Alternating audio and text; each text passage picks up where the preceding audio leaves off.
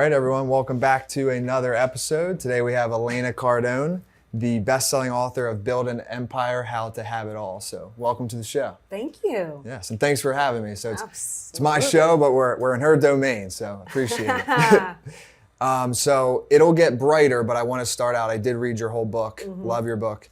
We're going to the dark side? Yeah, I want to start out a little dark. That's That's where I'm leaning. So there was a pivotal point early on in your life where I think it was one of your best friends that died, and it was, the house like burned. So, and then you say something in your book along the lines of after that you like guarded or like sealed your heart. So what were you like before, and then how would you say you changed dramatically after that experience? Well, before I just felt like I had this innocence of childhood, freedom, carefree. I've always been an affectionate, loving person. After that situation, I mean, it was just, it was like a pain I've never even felt since then. I mean, my father passed away. He was 90. It was very painful for me, but I was ready for that. I was mature. It was time. I could logically cope with that. So this particular time, at that particular age, it was just something I could not confront. So after that pain, I don't know. It just meant don't let anyone in. It didn't so that equaled men as well. Even though she was a she, it just was like, don't ever let your heart or be exposed to that much pain again. Because I really had a very difficult time dealing with that. Got it. And then I do want to get to like how you did end up dealing with it, but in a little bit. So I want to brighten things up a little bit now. You tell a story, you were really attracted to this guy with a mohawk when you were younger. And he's so gross now. Oh, really? Oh, my God. Oh, I'm so sorry, mohawk I guy. know. I almost slipped and said his name. I was like, oh, my God, what happened? You used to be so cute. Oh, boy. Anyway, go ahead. So one of the stories you tell is when you were running on top of cars for like blocks. So can you... Exhausting. Yeah, I just want to like hear... I listened to the audiobook, so I did hear you tell it, but maybe there's some more details in there. And no, I don't think I was on ecstasy at the time. See, I didn't know that. Oh, okay. I didn't say that in the book? Okay. You said you did ecstasy, but not before the cars. I was on ecstasy at that particular moment in time. And, you know, when you take...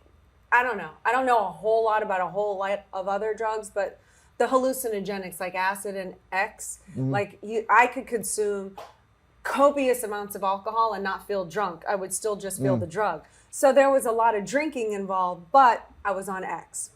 And it was about New Year's Eve. And so, you know, it was dared, and I always took a dare, and I always have competed. I compete with everything, but especially guys, because it's just fun to compete with guys. And so, New Year's Eve, we just had this bright idea because in the French Quarter, you literally park bumper to bumper to bumper on that street. Yeah. And so, we just raced each other. And so we ran up and over and then jumped and ran up and over for like the equivalent of a block. And I was gasping for air. And then I fell on the last like car and like really hurt my hip, which that could be the cause of this injury that I'm having right now, actually. And I just remember thinking, you know, because you know your mind's different. I just remember thinking, wow, that is not what it looks like. How it feels and how it looks in the movies are two different things.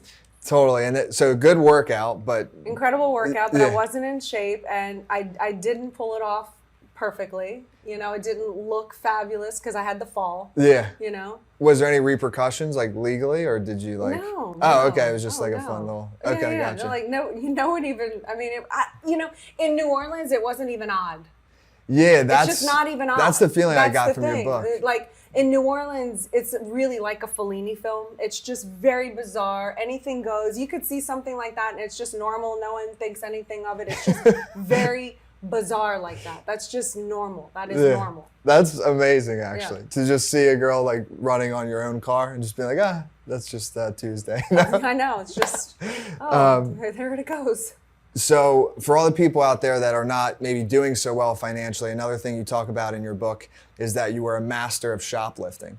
So I think this could be helpful for people that don't, that need to steal right now. So I was curious of your strategy of how you. For real? I didn't say this in the book? No, you don't give the strategy. You just said you were good at it. I am good at it. Well, I used to, back in the day, I was, like punk rock. And so we used to wear cowboy boots or marching boots, because in New Orleans they have these marching bands, you know, for Mardi Gras, and so they wear white boots that have these little tack tacks on them. So I used to wear those, or cowboy boots. But the trick is you wear cowboy boots.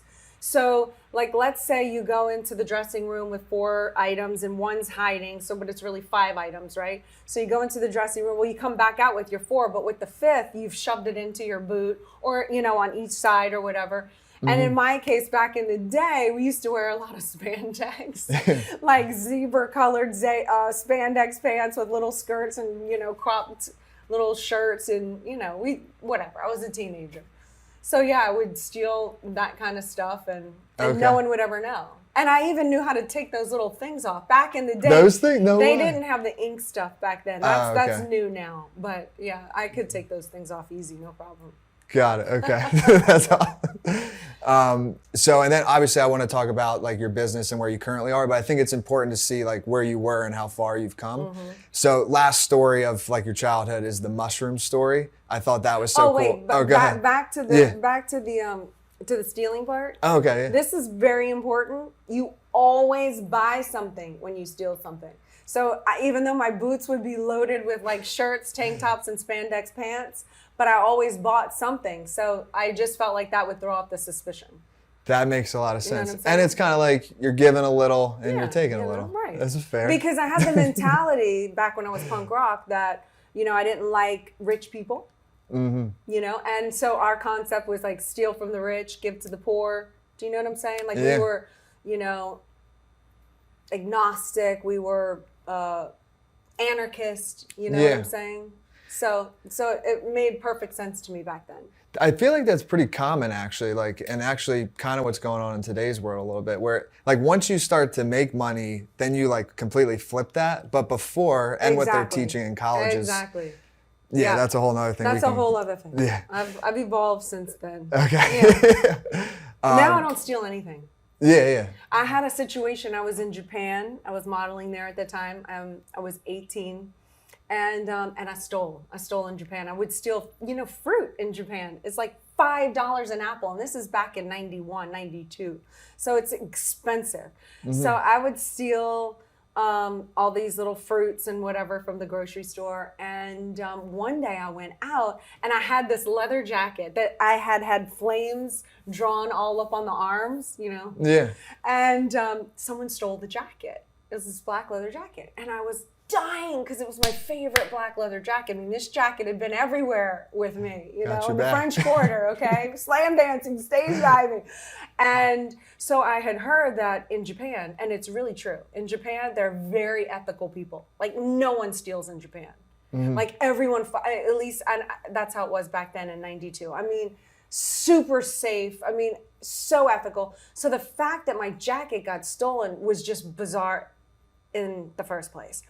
But the owner of the bar, and I was praying, I prayed. I was like, please, God, give me my jacket back. And the owner brought a whole bottle of like Midori. For some reason, Midori was a valuable item, I guess. So brought a bottle of Midori to a bar down the street because it was actually stolen by these Japanese mafia type. So the owner gave him a bottle of Midori so that I could get my jacket back. And it worked, and he gave me my jacket back. And I said, oh my God, this man gave something so me, the thief, could get my jacket back. And that day forward, I have never stolen anything in my entire life. Yeah, no, that... Like, I make it go right. You know what I mean? Like, even if someone mispays me the right, I actually make sure I pay the right amount back. And since then, I have lost Chanel purses. They always come back to me. I've lost wallets in the parking lot of the Renaissance Festival. It got mailed back to me with everything. I mean, I just have really good karma in that area now because I'm so clean in that area. That's what I think. Yeah, well, I think a lot of things, everything is like an energy or like frequency. So you're putting that out now, so that stuff just like comes back to you. Yeah, it just does. Like when I lose stuff, I don't really panic because I'm like, oh yeah, it's coming back for sure. Got it, yeah. No, that makes a lot of sense. And before, I'm sure, like when you were, then it was the opposite. Yeah, right, so, right. So yeah, I do want to hear about the shroom story. Yeah, you want to hear the shroom story? I do, because to me, I've done mushrooms. They're pretty fun. And I don't endorse any drug, by the way. I haven't done a drug since December 31st, 1999. I'm not an advocate, but okay, good. So my dad and I used to go shoot shotguns, and so it would be out kind of like in farmland, obviously not in the middle of New Orleans. It's a city, right?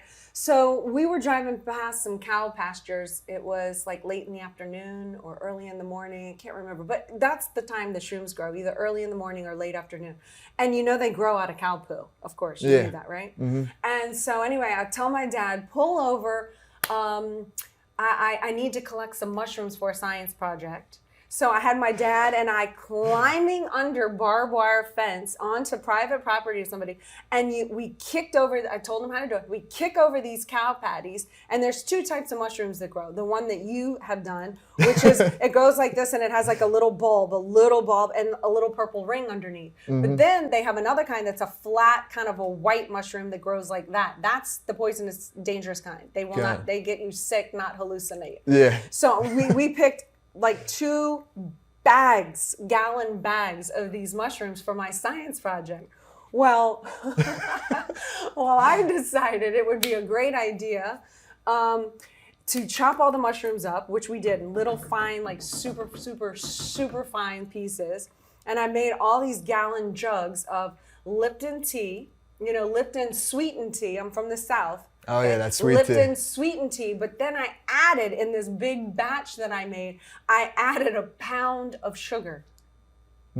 Okay, so then I had this batch, and then I filled up, I had my little funnel, and I filled up like these gallon jugs of this mushroom tea. And then I went to the French Quarter, and punk rock, with the Mohawks, and everyone just drinks out of no one cares. There's no law there, right? Open container. Oh yeah, you can just have a handle. Oh yeah. You leave one bar with your drink and walk into the next bar with your drink. You drink on the streets there. So I mean, that wasn't even an issue. But the thing is we were all so shrooming, and people were taking the big things. And I mean, there'd be tourists walking in the street, and we'd hand them the jug, and they'd drink the drug. So everyone, I felt like everyone in the French Quarter that night was on shrooms, which was, talk about a Fellini film. It's just bizarre. You can't even make this stuff up of what you actually see, because New Orleans is crazy. Yeah, it is. Yep. I've only been there a couple times, but it's nuts. The people are nuts. You will come across some characters, that's for sure. That is one of the best stories. So I just wanted you to share it, because when I was listening to the audiobook, I was like, I've done them, but I've never dosed others. So I was like, this is sweet. Oh my God, this is so horrible. No, this is good. I mean, horrible. Oh my God. You see, now I'm on a karmic journey. I'm on a spiritual journey to make a difference for the better, to amend myself, Yeah, and I'm sure everybody had fun that night. So I mean, we did. But drugs, they come. True. They come with, you have the key out, the exciting part, but then you also have the key in, where you pull in darkness. Yeah, I agree. There's it's dark. Definitely. Yeah. And you talk about that in your book as well, but so it's like after your friend died, it seems is that kind of when the drug use? Okay. So then from there though, what was the first Hollywood, because I think that was your first career in Hollywood, and then you moved to LA, right? I think it was. Yeah. LA. Well, I did my first job ever in New Orleans. I booked a Sprite commercial. Okay. I earned $7,000.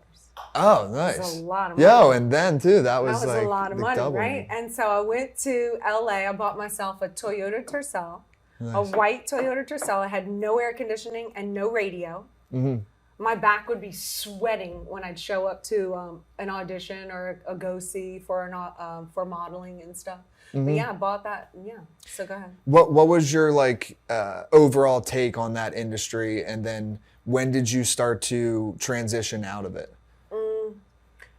Well, there's good and bad, right? So the good part about the industry is, I love how creative it is. I love when you go on a set, there's a sense of family and you really feel close to people. I love that it gave me a toughness that I don't think I would have had I not been in that industry. Sort of a really thick skin. And it puts you in a situation where you have to be courageous, like, you know, going in and auditioning in front of a network at NBC and 40 heads of studios and producers. I mean, it's nerve-wracking, you know what I'm saying? I mean, and doing that over and over and over again, and then you get the job, and then there's lights, camera, action, there's marks that you have to hit, and you're supposed to, it's like, whoa, like you have to rise up to the occasion. It's difficult. So 100%. I love that part of it because it's just made me a stronger, tougher person. The part that I don't like about it is all the vampires in that space. You know, the people that just like suck. Yeah. They literally suck. You know, the people that have intentions to hold you back. I've seen that a lot, you know, where people are made to be small and degraded and, you know, just so they could have the upper hand. And then I don't like that I always felt that it was very cliquey. Like if I was really successful, then it was okay. I was cool enough to hang out with a certain group. But if I got too successful, then I wasn't cool anymore. And then, you know, so you never kind of fit in, no matter where you're at. Yeah. You know? I think that's one of the biggest things that hold people back is like, I don't know if it's jealousy or like wanting others to not succeed. That I think makes yourself also not succeed. Whereas if you're happy for others when they're crushing it, then maybe it's that karmic thing where it like comes back to you. So I don't know. I think that's what holds a lot of people back. Yeah. But so then what was your favorite gig? And then I have this image in my mind. I could be completely wrong, but I used to be a big fan of Saved by the Bell. Did you ever make an appearance on that show? I did. I Saved by the Bell, thought so. The college Yes. years. Okay. The college years. I was in the pilot episode. I thought you were in one. Yeah. Okay. I'm so glad to hear that. Okay. Yeah. And the producers of that, Peter Engel was the one who cast me as the lead in USA High. Okay. Yeah. So. And was that, so your favorite gig, was it USA High or something? No. I'm sure you had a lot. Yeah. Well, you know, I was a tormented actor. I was a tormented actor. So I never liked anything that I did. You know, I was very horrible to myself mentally. Yeah. Yeah. I've since become and learned how to be a friend to myself. But I wish I would have had that back then, because then I would have really enjoyed it more. So even though I went to all these places and worked with incredible people, I always felt like I wasn't good enough. I didn't do good enough. I hated it. I could never watch myself. Like I would just like, you know, just like beat myself down so much. But USA High was a good memory because I worked for 3 years. I had a consistent paycheck. You know, it was a nice kind of family vibe. But, you know, with family comes problems too. Yeah, for sure. You know, Love personalities involved, you know. But I bought a house. During USA High, I bought a house. I had all these hot rods. I had a hot rod collection. So it was good times because I would work all week as an actress, and on the weekend I was in the shop with the guys learning how to build hot rods, and that was cool. And then, so then from there, Grant enters, right? So somewhere along that path. So can you tell the story of how you and Grant met? Because I thought that was really cool. We met on a commercial shoot in downtown Los Angeles. It was at night. He knew the director. He came. It was a night shoot, and so he came on, and I didn't think anything of him at all. Just thought he was some guy, you know. And then I leave from that shoot, and he calls me. Got my number from the director. Director's not supposed to give out the number of anyone on the call sheet, but he gave my number out. And Grant calls me, and we have this phone call. And look, I had been in LA since I was 17. Now I'm mid to late 20s. And I'm from New Orleans. So, I mean, I know I'm naive, but I'm not that naive. I'm a little street smarter than I've actually looked today. And he gives me this call, and he's like, yeah, da-da-da-da. You know, people around me, they tend to do better when they hang out with me. And I just thought, oh my God, like I've never heard a line this bad in my life. And he's like, so get a piece of a pen and paper and write down, blah, blah, blah. I'm like, And I just hung up the phone, and I thought, this guy is like, he's some rich guy that thinks he can buy women, and he's so arrogant, and he's not even my type, and he's short. Like, forget it. I'm never like I'm never talking to this guy again. And then he would call and leave a message on my answer machine twice a month, every month for the next 13 months.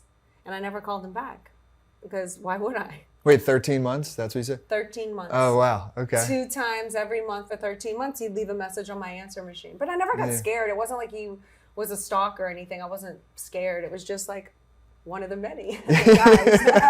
Because I was in my 20s, you know, back then. So I never really thought anything of it. And then finally he left a message because he found out from one of my friends that I used to shoot shotguns. I used to compete back then. So he said, oh, you know, I rented the whole shooting range, and it's expensive to shoot. Like how I shoot, it's expensive to shoot.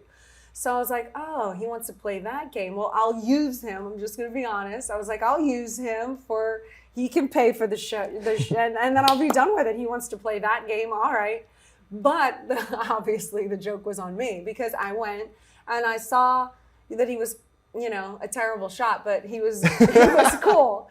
He was cool. He wasn't as bad as I thought, you know? And I was like, but there was still no liking him. Okay. But at least it just kind of made him tolerable in my space. Okay. And so the same friend that he found that out about me then she started bringing him out. And back then I was doing all the clubs all the time and going out 20s, you know, whatever. And so he would show up and I was like, oh, he's not so bad. Like he can hang. And then we became friends, and anyway, the rest is history. We became friends, and then, like, I knew he liked me, but he never tried to, like, be with me, because I hate when guys do that when you don't like them. It just puts you in a really awkward situation. And then most guys, after they hang out with you, even though you make it clear that you just want to be friends, and you're friends, and you're friends, and they let you think that they're cool with that, most guys at some point get mad at you for not liking them and cut you off and do this thing. So I've been down this road before, okay? And I was like, okay, we're going down this road. But he never did that. And then I was like, oh, wow, you know, kind of started to like him, which really freaked me out, you know?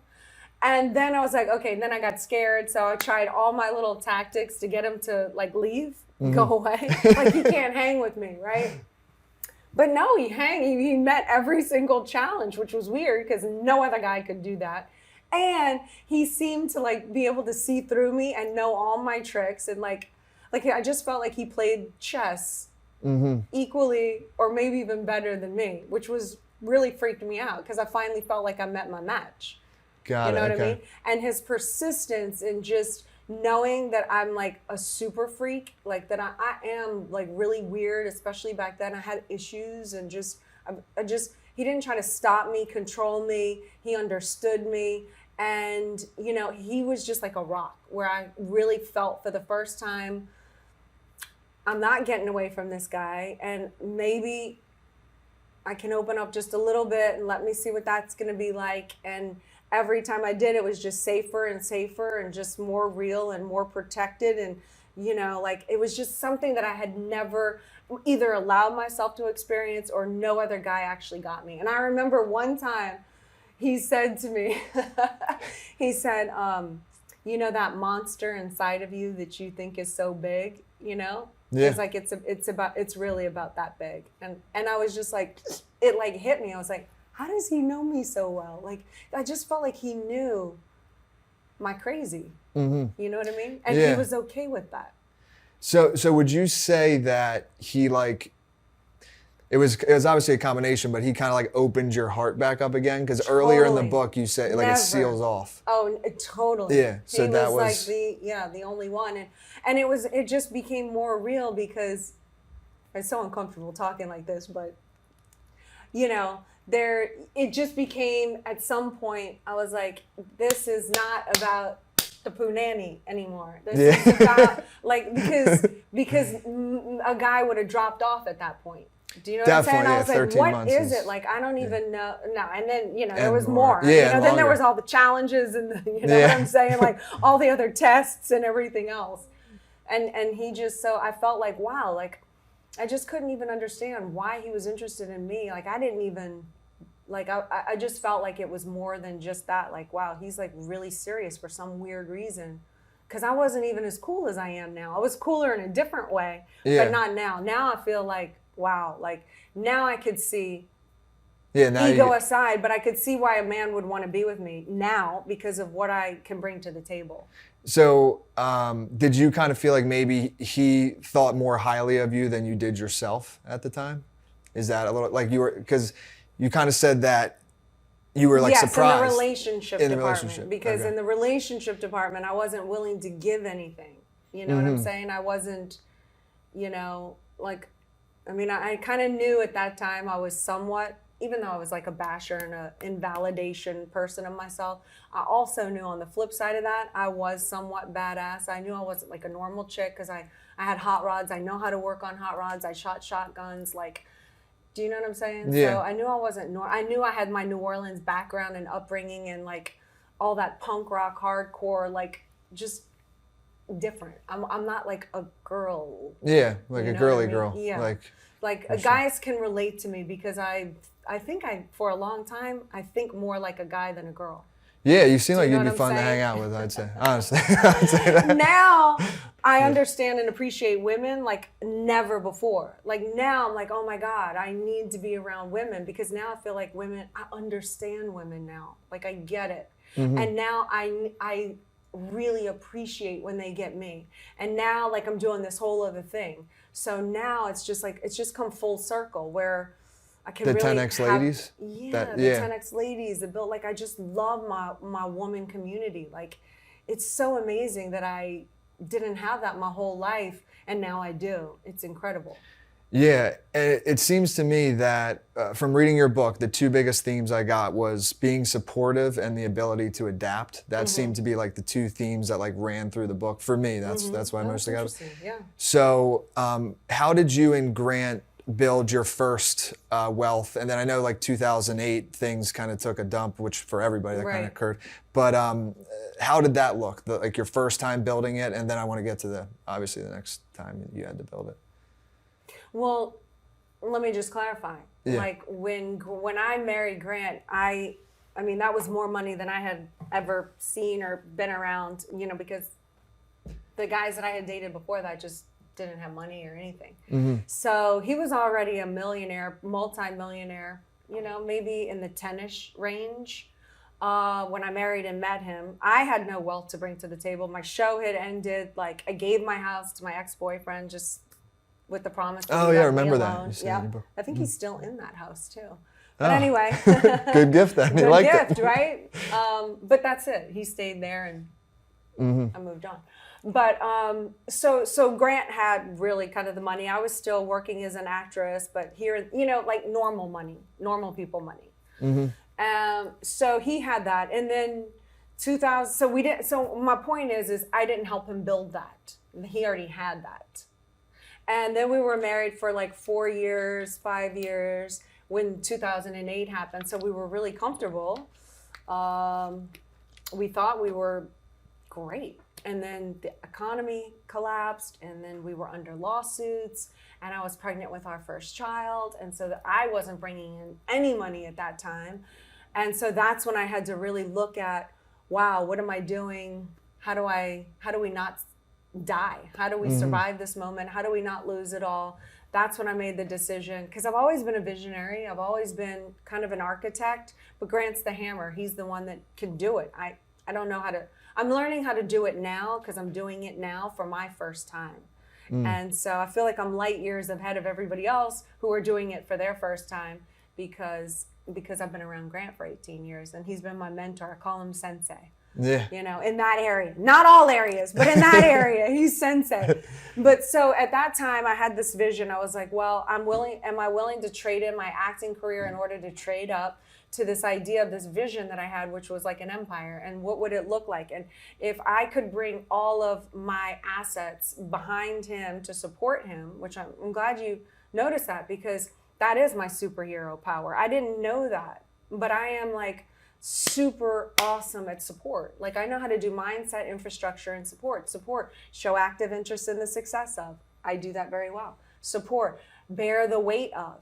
So, I mean, if I'm bearing the weight of Grant in his world, how much stronger do I have to be to bear the weight of the thing that I'm bearing the weight of? So I take that with pride. A lot of people don't like being in the support role because they think it's second best or whatever. I don't see it that way. I see it as maybe the most important element because it's the foundation of everything else.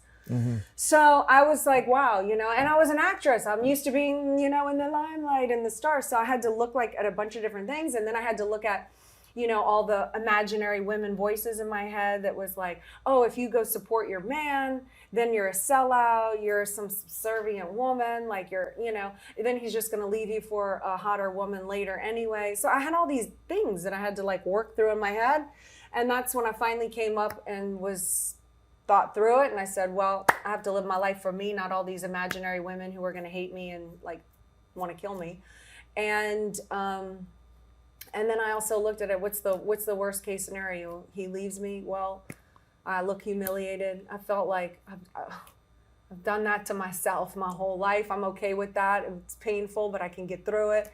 And then I just looked at I'm never going to be a victim, no matter what happens to me. No matter if you murder me, I'm not a victim. I'm still going into the next life a warrior. You just killed my body. You didn't kill my spirit. You know I love what I'm that. saying? Yeah. So I felt like nothing. There is no worst case scenario. So anyway, I put the chips all in on him. It was my first entrepreneurial move, betting on somebody. And I just figured out how can I get behind him where I can put all of my strengths behind him so that he could build this thing up and that we could eventually have this life. And there was no losing it from that point. So, we didn't, because I didn't build it from him in the beginning. In the beginning, the first 4 years of my marriage, I was still vying for this male-female role position. So we were kind of doing our own thing, coming home and kind of tearing each other apart because I had issues. Because I was trying to be this, you can't control me. I can never depend on a man kind of woman, hear me roar. And so I don't think we created our wealth in those first 4 years. I feel like I'm behind 4 or 5 years. I feel like had I done what I had done from 2008 to now, back then, we'd probably already be at our 10 billion mark. Yeah. But we're just at our 1 billion mark. Got it, yeah. You know what I'm saying? Yeah. Because I understand avalanche theory too. That's another thing that people need to understand when they're starting up. Sometimes things take a long time to get going. And I know these are numbers and I don't want it to sound like I'm bragging, but it's just being transparent. Yeah. The first 100 million for us was very hard and it took a long time. The second 100 was super easy. I mean, not easy. Easier. Yeah. Much easier, much faster. I mean, we made 100 million in one deal, on this portfolio that we had. Mm-hmm. And I was just like, oh my God, because there becomes a time when the momentum and the strength and it just snowballs and it becomes easier and easier and easier.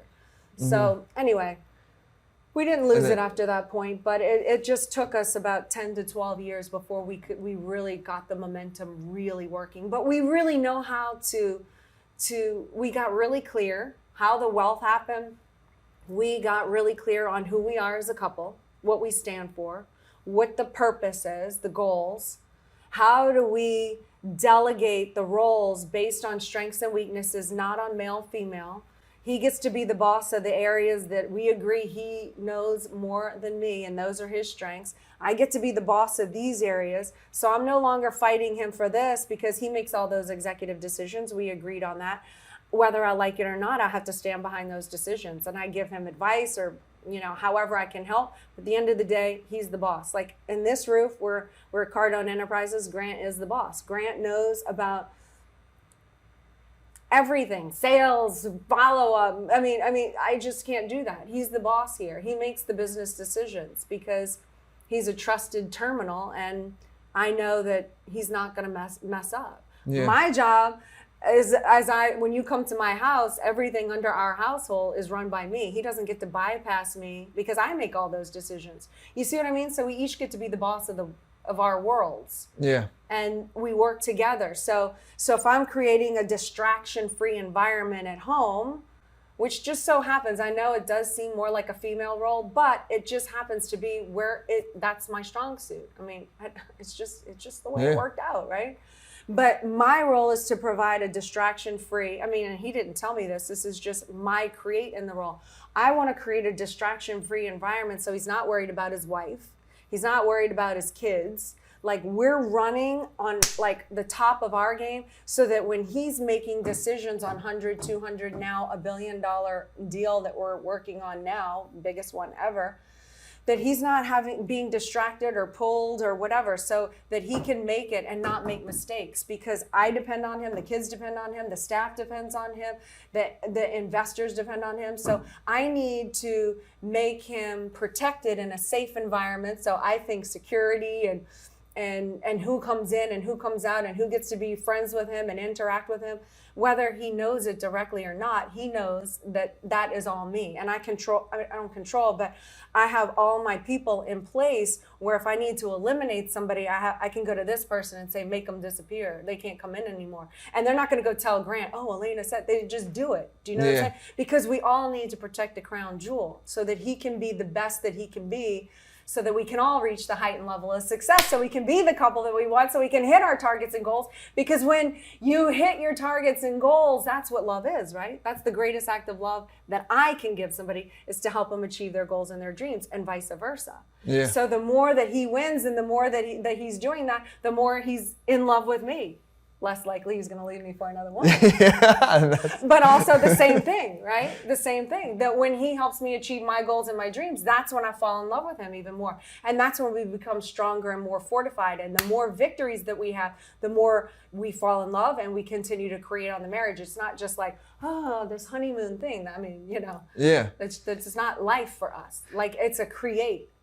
Yeah, I think you guys are very clear with each other, like clear maybe over communication, which I think is good. No, I don't think we have over communication. There are things on my action item list that I want to talk to Grant about that's been on here for weeks, and I'm trying to find the right time when he's not distracted or when it's going to be a yes. Yeah, no, I would not say over. But you're right. We do have a very good understanding of the goals and the mission. We want to win the Super Bowl game of life. Yeah, and I think what most people don't realize, actually, and correct me if I'm wrong, is that you actually had the idea of Cardone Capital, and it came from some deal that like didn't go so well. That's right. And so that's accurate? Yeah. Yeah. So I mean, think about, you know, that's worth a lot. That's worth a lot. It's pretty huge. It's interesting because it's like, how do you quantify that? Because I have an idea, Grant makes it happen. Yeah, together. It's like a catch-22. It's like, well, what's the value? Like Cardone Ventures. Like, that whole thing happened because Brandon's wife, Natalie, found me, turned Brandon onto Grant's material, showed up front row at the Diamond in to 10X GrowthCon, gets on our radar. Natalie and I kind of get together, push the guys together. Now we have Cardone Ventures, which is going to be a $1 billion company in and of itself. Do you know what I'm saying? So there's a lot of the behind the scenes things that I've kind of pushed together and kind of made things sort of happen, but then he does it. Yeah. So it's hard to quantify what did you do? Do you know what I'm saying? Exactly, yeah. And the feeling I got, and again, correct me if I'm wrong, is in the book, I almost now, after having read that book, I view you guys almost as one. Totally. Like, is that right? Okay. Yeah. I mean, we're definitely on the same team. You know, we're definitely like, we work very well together. Yeah. You guys got both sides of the puzzle. Yeah. So another thing, which is kind of funny to bring up, but I did want to ask you. So you said a distraction-free environment in the house. And I would say also in the book, a very supportive environment in the house. So one of the things that you said in the book is that you never say no to Grant. That's true too. Can you elaborate there? Well, because I was an actress for so many years, and I have been rejected so many times. Like, you know, how many times do I get close and fail? Or you're this, or you're that, or you're not this, or you're not that. And anyway, I just feel like, I don't know, like I don't want to be rejected. And you know, it's just not a good feeling.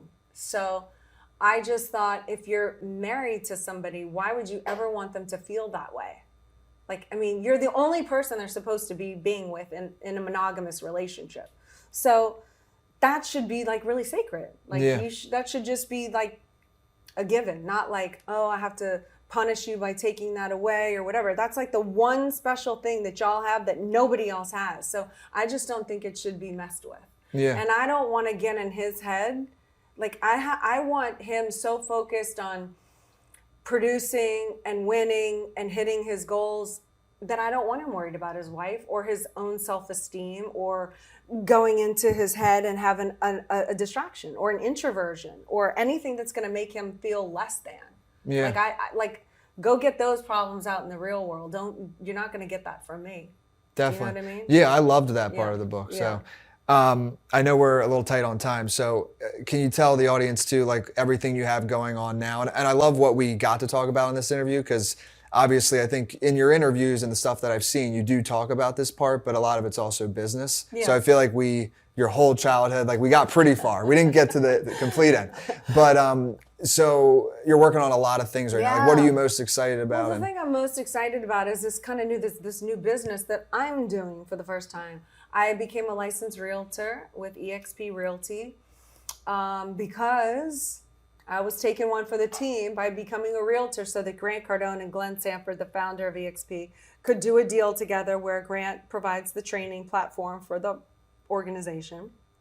So I did that so they could do that deal. And then I found out about it. And not only does a realtor make money from the commission side, from selling homes and transactions, but there's also the revenue share portion, which if anyone is interested in having leveraged income in addition to their commission income, this is the vehicle. So you can get paid on up to 7 layers deep of the people that bring in the people every time they do a transaction up until they cap.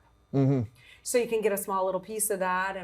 And so that leveraged income really excited me because the numbers can be really big. And so, I've been the woman behind the man for a long time. I feel like that's my superhero-ism. And I feel like with this vehicle called eXp, I have the opportunity to bring what I brought to Grant to all the other hammers out there, to all the other like really empire builders. So I can offer mindset, infrastructure, and support into them for building their businesses and through eXp by providing the training and also teaching them how to attract and keep them going and working so that they can have this leveraged income. Yeah. Because that really excited me. I want to be the woman behind the thousands. So now I've been a realtor for 6 months. I capped on my first deal because I'll never do something I won't ask anybody else to do. And if you're in this business, you have to be doing deals. And then I also have 340 people in my entire organization, and I'm just getting started. So yeah, that's amazing. It's been exciting. And what's the website for that in particular? Join 10xempire.com. If you want to get on my opportunity call, you want to hear about it, you want to know more, go to join10xempire.com. Because I want to build the largest, I have small dreams, the largest, most successful real estate team in the world.